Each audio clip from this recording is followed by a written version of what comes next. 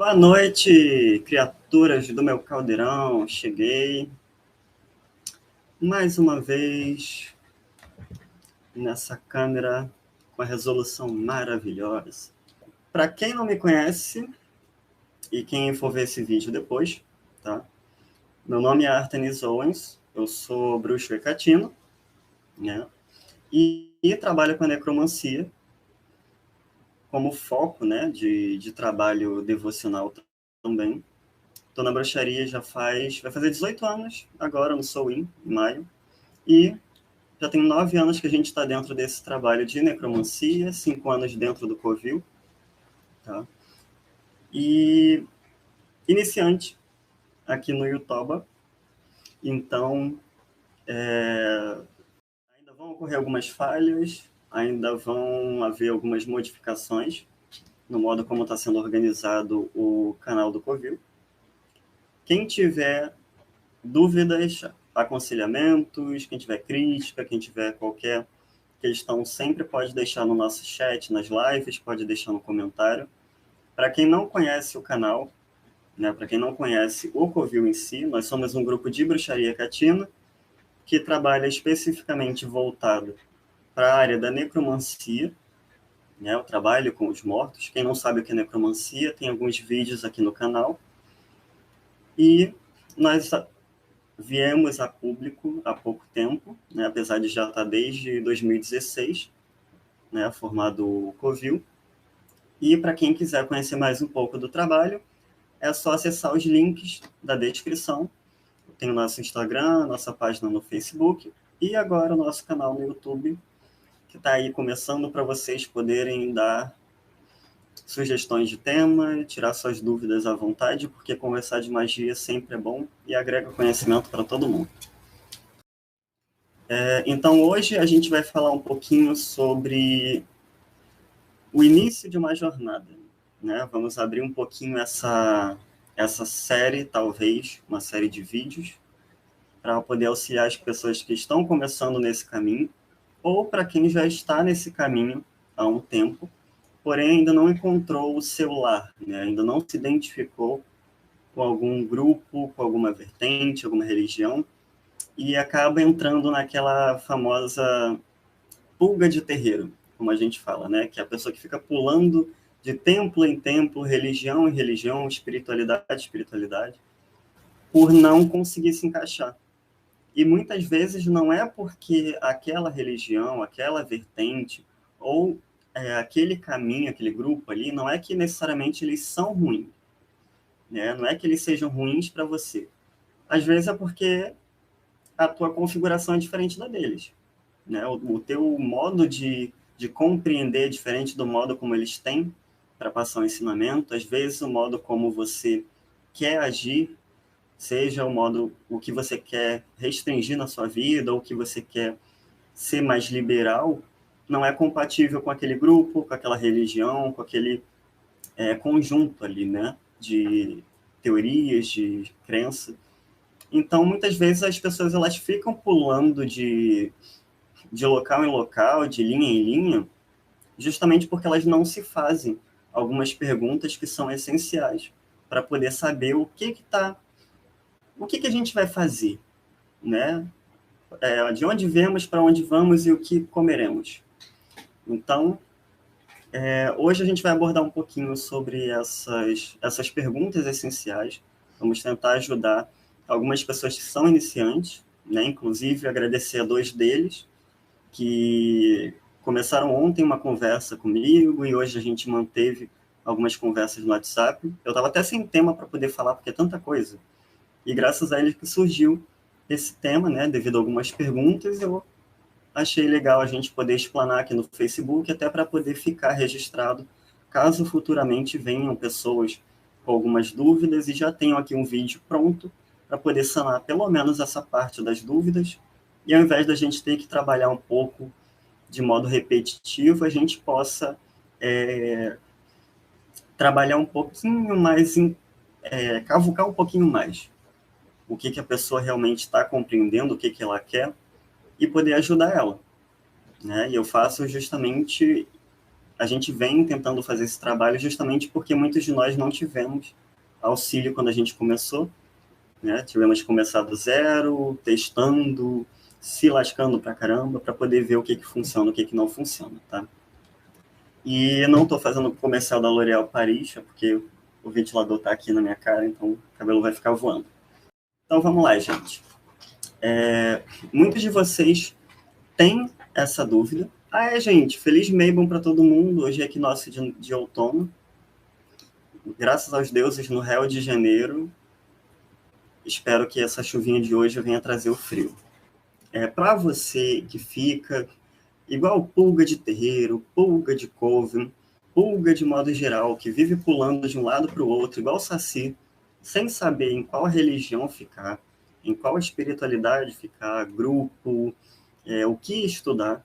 Especialmente quem está começando agora tem tem tanta informação sobre magia que às vezes fica difícil você saber o que eu começo a estudar, né? Qual é o melhor caminho ali para poder seguir, né? Então, se você tem essas dúvidas, esse vídeo é justamente para você. E para quem já está no caminho, mas às vezes acha que está faltando alguma coisa. Algumas pessoas aqui já devem ter sentido isso, especialmente quem já trocou de religião, quem já trocou de espiritualidade, muitas vezes já sentiu uma falta, sentiu um vazio que não estava preenchido, só que a gente também não consegue dizer, apontar onde é esse vazio. Né? O que está faltando ali na nossa vida e que a gente tenta buscar nesse meio mágico, espiritualista.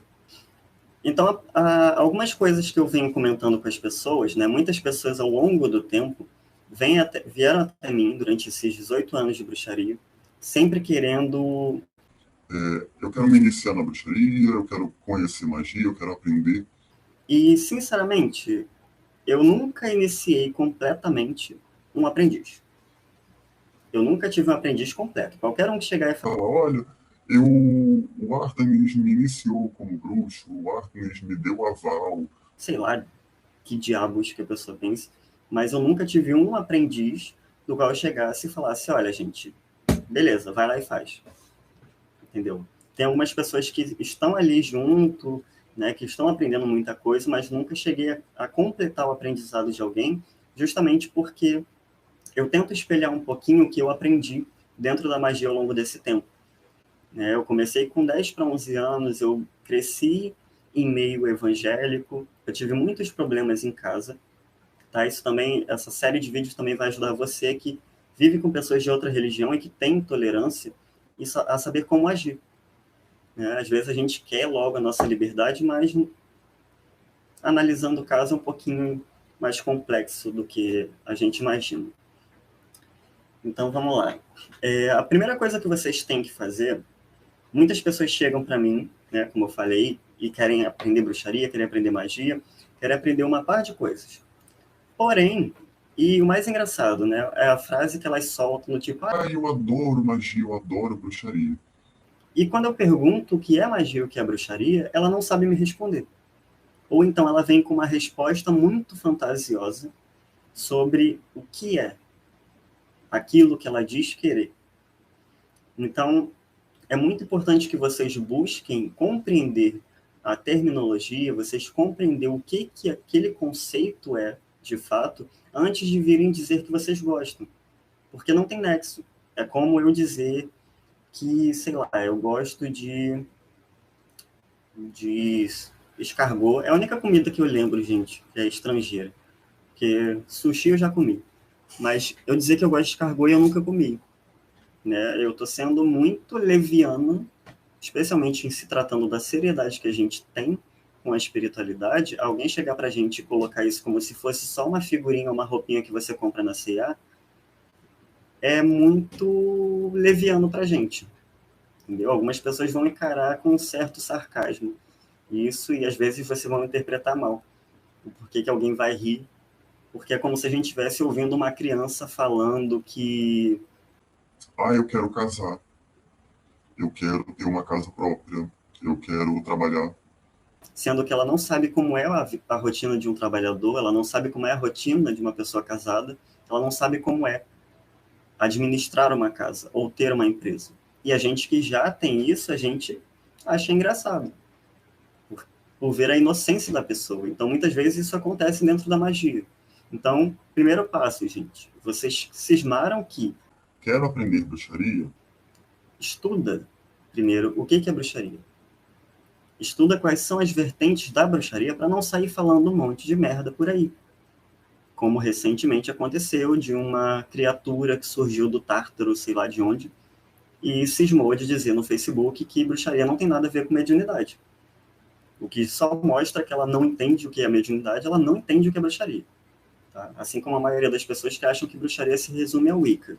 Não é. Quase todos os países aí existentes já tiveram sua bruxaria, e você precisa estudar algumas delas para poder saber qual é a que cabe melhor dentro do que você está querendo.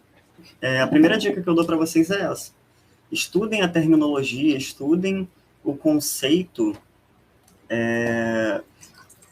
estudem o conceito das palavras que vocês alegam, tá? Especialmente, isso de modo geral.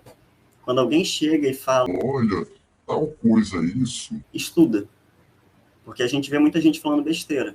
Talvez essa pessoa que me disse e ela falou com veemência mesmo, como se tivesse prioridade, assim com isso, como se tivesse propriedade no assunto, sabe? A mãe de santo, a Dumbledore da mediunidade.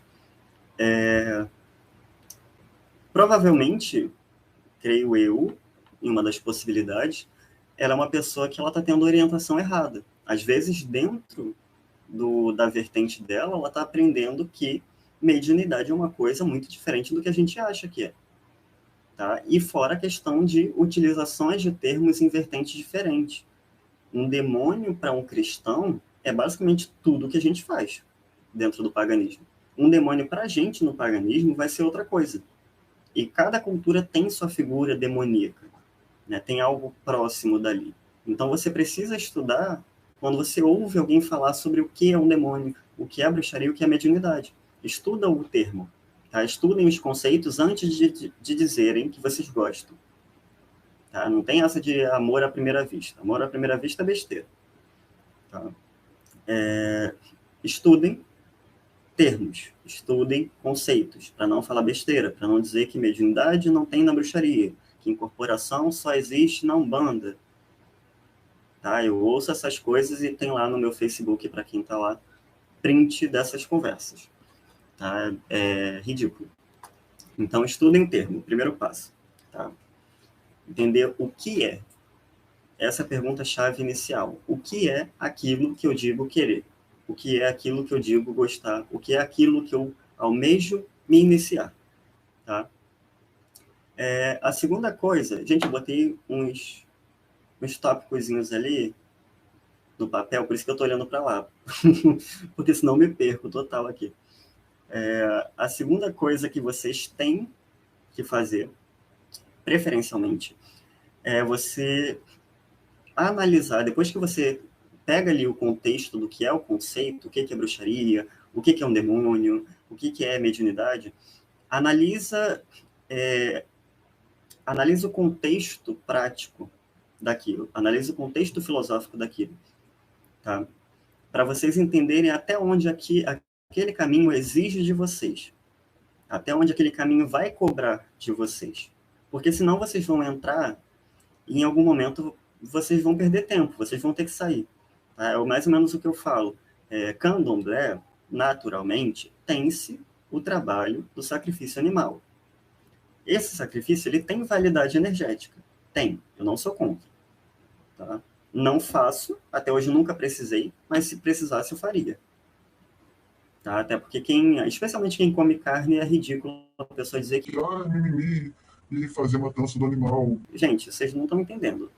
Tá? Às vezes o pessoal faz ali, usa as partes do bicho, o resto eles fazem um sopão, fazem um churrasco para o pessoal ali de dentro do terreiro e utiliza todas as partes possíveis, tá bom?